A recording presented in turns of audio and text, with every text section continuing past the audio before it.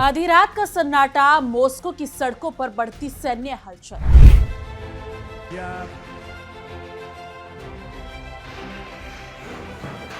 Kyiv में अचानक थमे siren और वॉशिंगटन में बंद कमरों के भीतर चलती गुप्त बातचीत।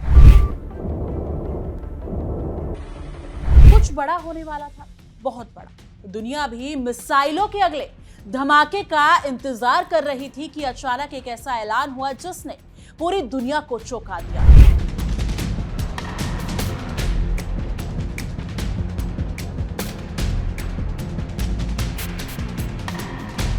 रूस और यूक्रेन 3 दिनों के युद्ध विराम पर राजी हो गए हैं। जी हां, वही रूस और यूक्रेन जिनकी जंग ने पूरी दुनिया को हिला दिया, जिनकी लड़ाई ने यूरोप की नींद उड़ा दी, जिनकी वजह से तेल से लेकर गेहूं तक के दाम आसमान पर पहुंच गए। अब वही दोनों देश कुछ समय के लिए बंदूकें शांत करने वाले। लेकिन सवाल यह है कि क्या सच में जंग रुक रही है या फिर ये तूफान से पहले की खामोशी।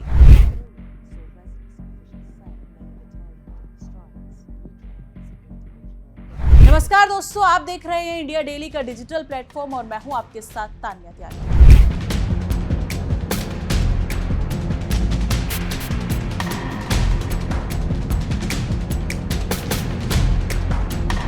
कहानी सिर्फ सीज फायर की ही नहीं है, कहानी उस खतरनाक सियासी खेल की है जहां दोस्ती के हाथों में भी बारूद छिपा होता है, जहां शांति की बातें भी ताकत दिखाकर की जाती है और जहां महाशक्तियां कभी बिना मतलब मुस्कुराती नहीं। डोनाल्ड ट्रंप दावा कर रहे हैं कि उनके कहने पर यह युद्ध विराम हुआ। 1000 कैदियों की अदला बदली होगी। 3 दिनों तक गोलियां खामोश रहेंगी, लेकिन दुनिया पूछ रही है जो कल तक हथियारों की बारिश कर रहा था, आज वही अमेरिका शांति का मसीहा कैसे बन गया। क्या वॉशिंगटन को अब अपनी ही चाल उल्टी पड़ती दिख रही है? क्या पुतिन किसी बड़े खेल की तैयारी में है?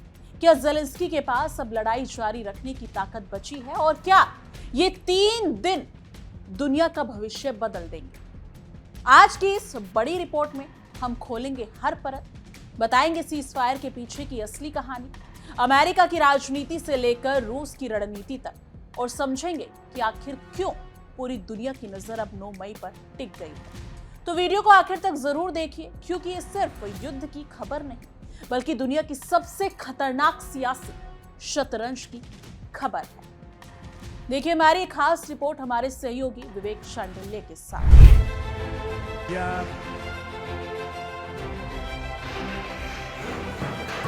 ईरान ने चली है एक बहुत बड़ी चाल, एक बहुत बड़ा खेल। युद्ध के मैदान में ईरान अब तक अमेरिका को अपनी उंगलियों पर नचाता आया है और ये जानकारी मिली है IRGC की एक लीक रिपोर्ट के जरिए, जिसमें कहा यह जा रहा है कि असली मास्टरमाइंड तो ईरान निकला, अमेरिका तो सिर्फ प्यादा था। क्या आप इसकी कल्पना कर सकते हैं कि ईरान जिस होर्मुज को लेकर अमेरिका से लड़ता रहा, दरअसल ईरान का प्लान होर्मुज का था ही नहीं। और इस खुलासे ने पेंटागन के सबसे बड़ी टीम को, सबसे बड़े रणनीतिकारों को भी हिला कर रख दिया है। उनके पैरों तले से जमीन खिसक गई है। मैं आपको बताता हूं कहानी क्या है। दावा यह किया जा रहा है IRGC की इंटरनल रिपोर्ट लीक के आधार पर, जिसने वॉशिंगटन से लेकर तेल अवीव तक हड़कंप मचा दिया है। बेंजामिन नेतन्याहू भी सदमे में चले गए, ऐसा कहा जा रहा है। एक तरफ होर्मुज पर डोनाल्ड ट्रंप पूरी दुनिया का फोकस बना रहा। होर्मुज खोलेंगे, होर्मुज में ब्लॉकेड, होर्मुज में शिप्स, होर्मुज में विध्वंसक पोत, डिस्ट्रॉयर्स, होर्मुज में सब कुछ, होर्मुज में। यह कहानी उस प्रतिशोध की है जिसमें ट्रंप को एक जाल में फंसाया गया और अमेरिका का पूरा फोकस होर्मुज पर लाया गया। पूरी दुनिया का ध्यान भी होर्मुज पर टिका रहा। लेकिन खबर यह मिली कि ईरान इसी होर्मुज की आड़ में एक बहुत डेंजरस प्लान पर काम करता रहा। भारी संख्या में विध्वंसक हथियार इकट्ठा कर रहा था ईरान। रूस, चीन, कैस्पियन सागर के रास्ते तेहरान पहुंचा रहा था हथियार। सीज फायर के बीच होर्मुज में तनाव पैदा करके अमेरिका का ध्यान भटकाने की कोशिश। डॉल्फिन टाइप के विध्वंसक हथियार से भी हमले की बात कही गई। यूरोपीय देशों को ट्रंप के खिलाफ जंग लड़ने की तैयार करने की कोशिश की गई और फिर से युद्ध शुरू होने से पहले ईरान अपने रेल नेटवर्क के जरिए अपने सामरिक शक्ति को मजबूत करता रहा। लेकिन ईरान के खतरनाक प्लान में एक और चैप्टर है। सिर्फ हथियार जुटाना ईरान का मकसद नहीं था। दावा यह किया जा रहा है कि ईरान तबरीज में जमीन से कई 100 फीट नीचे एक ऐसी एक्टिविटी कर रहा था जिसके ऊपर वो नहीं चाहता था कि दुनिया ध्यान दे। अब तबरीज में एक भूकंप का झटका आया 4.5 मैग्नीट्यूड के पावर के साथ, यानी रेक्टर स्केल पर तीव्रता 4.5 मापी गई। दुनिया उधर होर्मुज में लगी हुई थी, चर्चा होर्मुज की हो रही थी। पेंटागन, वॉशिंगटन, व्हाइट हाउस में चर्चा थी होर्मुज खोलो। डोनाल्ड ट्रंप ब्लॉकेट लगाकर बैठे हुए थे। इधर IRGC के मास्टरमाइंड खिलाड़ियों ने तबरीज में क्या न्यूक्लियर टेस्ट कर दिया। तबरीज में भूकंप आने के यही मायने निकाले जा रहे हैं कि होर्मुज में अमेरिका का डायवर्जन कराया, अमेरिका को फंसाया, उलझाया और दूसरी तरफ तबरीज में एटम टेस्ट हो गया।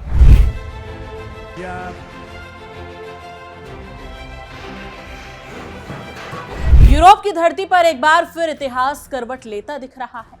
आसमान में मंडराते लड़ाकू विमान, बर्फीली हवाओं के बीच गूंजते धमाके और हजारों किलोमीटर दूर बैठी महाशक्तियों की सियासत। इन सब के बीच अचानक दुनिया को एक ऐसी खबर सुनाई देती है जिसने हर न्यूज रूम, हर कूटनीतिक गलियारों और हर युद्ध विशेषज्ञों को चौंका दिया। रूस और यूक्रेन 3 दिनों के युद्ध विराम पर राजी हो गए हैं। जी हां, वही रूस और यूक्रेन जिनकी जंग ने दुनिया की नींद उड़ा दी थी, जिनकी लड़ाई ने तेल से लेकर गेहूं तक की कीमतें आसमान पर पहुंचा दी थी, जिनके संघर्ष ने यूरोप को ऊर्जा संकट में धकेल दिया था। अब वही दोनों देश कुछ समय के लिए बंदूकें शांत करने वाले हैं। लेकिन सवाल यह है कि क्या सच में यह शांति की शुरुआत है या फिर सांप भी मर जाए और लाठी भी ना टूटे वाली चाल चली जा रही है।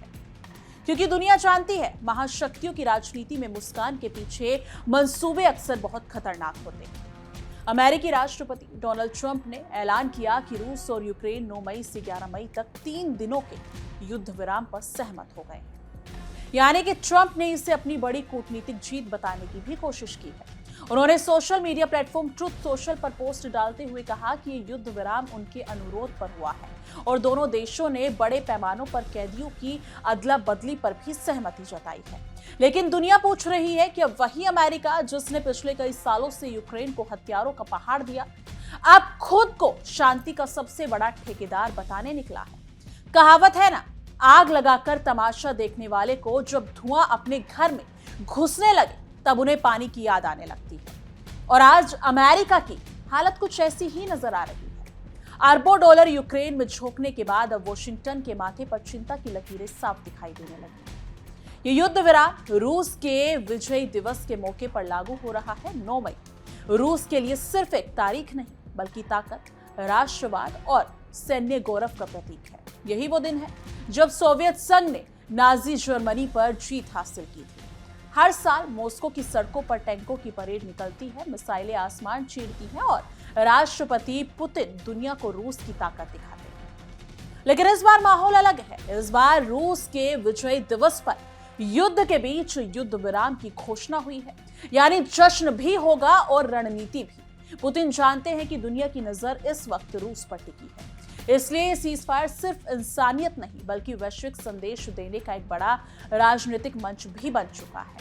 ट्रंप ने दावा किया कि इस समझौते में 1000 युद्ध बंदियों की अदला बदली भी शामिल है, यानी 1000 रूसी सैनिक अपने घर पर लौटेंगे और 1000 यूक्रेनी सैनिक भी कैद की जिंदगी से बाहर आएंगे। सोचिए उन परिवारों पर क्या बीत रही होगी जिनके बेटे महीनों से लापता हैं, जिनकी माएं हर दिन टीवी स्क्रीन पर युद्ध की खबरें देखकर रोती थी, जिनके बच्चे अपने पिता की आवाज सुनने के लिए तरस गए थे। युद्ध सिर्फ जमीन नहीं छीनता, युद्ध इंसानों की जिंदगी से उम्मीद छीन लेता है और शायद यही वजह है कि कैदियों की अदला बदली की खबर ने दोनों देशों में भावनात्मक लहर पैदा कर दी है। लेकिन इसके पीछे भी राजनीति की परतें छिपी हुई हैं, क्योंकि युद्ध में हर मानवीय फैसला भी रणनीतिक गणित से होकर गुजरता है। यूक्रेन ने राष्ट्रपति ज़ेलेंस्की ने भी इस युद्ध विराम की पुष्टि की। उन्होंने कहा कि अमेरिकी मध्यस्थता के जरिए यह समझौता संभव हो पाया है, लेकिन ज़ेलेंस्की ने शब्दों के पीछे छिपी बेचैनी साफ महसूस की जा सकती है, क्योंकि यूक्रेन जानता है कि रूस पर भरोसा करना आसान नहीं। दूसरी तरफ रूस भी यूक्रेन को पश्चिमी देशों का मोहरा मानता है, यानी दोनों देशों के बीच भरोसे की जो दीवार पहले ही कमजोर थी, अब उसमें इतनी दरारें पड़ चुकी हैं कि कोई भी छोटी घटना फिर से बड़े धमाके में बदल सकती है। यही कारण है कि दुनिया इस सीज फायर को उम्मीद से ज्यादा शक की नजर से देख रही है। और अगर अमेरिका की बात करें तो ट्रंप का ये कदम सिर्फ अंतर्राष्ट्रीय राजनीति नहीं बल्कि घरेलू राजनीति से भी जुड़ा हुआ है। अमेरिका ने चुनावी माहौल गर्म है। जनता पूछ रही है कि आखिर यूक्रेन युद्ध में इतना पैसा क्यों बहाया गया। अमेरिकी यानी कि अगर बात करें तो अमेरिकी टैक्स पेयर्स का पैसा आखिर कब तक दूसरे देशों की लड़ाई में झोंका जाएगा। अमेरिका के कई शहर महंगाई, बेरोजगारी और आर्थिक दबाव से जूझ रहे हैं, लेकिन वॉशिंगटन के नेता दुनिया भर में लोकतंत्र बचाने के मिशन पर निकले हुए हैं। यही वजह है कि ट्रंप अब खुद को युद्ध खत्म कराने वाले नेता साबित करना चाहते हैं। यानी कल तक जो हथियार भेज रहे थे, आज वही शांति की बातें कर रहे हैं। मुंह में शहद, यानी कि मुंह में शहद दिल में बारूद वाली नीति अब खुलकर सामने दिखाई दे रही है। रूस की स्थिति भी आसान नहीं है। पश्चिमी प्रतिबंधों ने रूसी अर्थव्यवस्था पर भारी दबाव डाला है। हालांकि मॉस्को बार बार दावा कर रहा है कि रूस मजबूत है और प्रतिबंधों का असर सीमित है, लेकिन हकीकत यह है कि लंबे युद्ध ने रूस की आर्थिक और सैन्य ताकत दोनों पर असर डाला है। युद्ध जितना लंबा खींचेगा, रूस को उतना बड़ा बोझ उठाना पड़ेगा। ऐसे में ये 3 दिनों का युद्ध विराम रूस के लिए भी राहत का मौका माना जा रहा है। लेकिन पुतिन ने अभी तक अपने सैन्य लक्ष्यों में कोई बदलाव नहीं किया है। यानी बंदूकें भले कुछ समय के लिए शांत हो, लेकिन इरादे अभी भी गर्म हैं। दूसरी तरफ यूक्रेन की हालत भी किसी से छिपी नहीं। कई शहर खंडर में बदल चुके हैं, लाखों लोग देश छोड़ चुके हैं, बिजली, पानी और बुनियादी ढांचों पर लगातार हमले हुए हैं। यूक्रेन की अर्थव्यवस्था पश्चिमी मदद के सहारे चल रही है। ऐसे में कीव के लिए हर दिन का युद्ध भारी पड़ रहा है, लेकिन इसके बावजूद ज़ेलेंस्की झुकने को तैयार नहीं दिख रहे, क्योंकि उन्हें पता है कि अगर उन्होंने कमजोरी दिखाई तो पश्चिम का भरोसा भी डगमगा सकता है। यही वजह है कि यूक्रेन इस युद्ध विराम को भी सावधानी से देख रहा है।